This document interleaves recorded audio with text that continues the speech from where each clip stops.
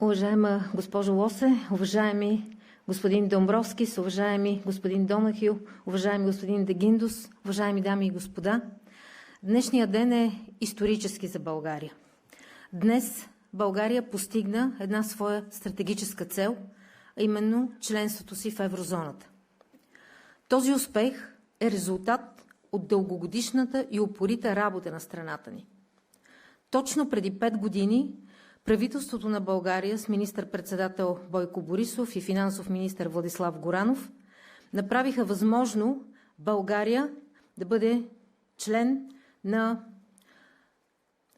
България да влезе на практика в чакалнята на еврозоната.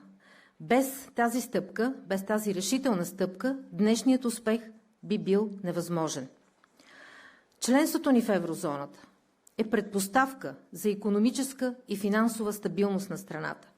Членството ни в еврозоната е предпоставка за по-добро развитие на бизнес средата в България, за по-добър стандарт на българските граждани. Членството на България в еврозоната означава повече инвестиции и по-голям икономически растеж. Използвам случая, за да благодаря на всички, които бяха по пътя заедно с нас, на Европейската комисия, на Европейската централна банка, на Еврогрупата. Искам да благодаря специално на моите колеги от Министерство на финансите, от българското правителство, Българската народна банка за невероятните усилия, които бяха положени, за да стигнем до днешния исторически за страната ни ден.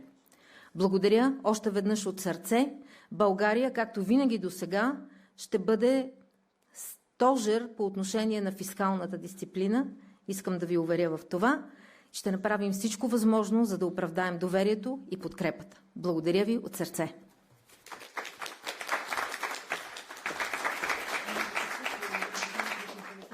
I would like to invite everyone for a family photo.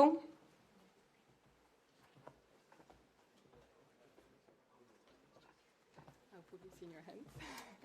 And maybe just in front of the table. Yes. Maybe you could be in the middle. Yeah, in front of the table.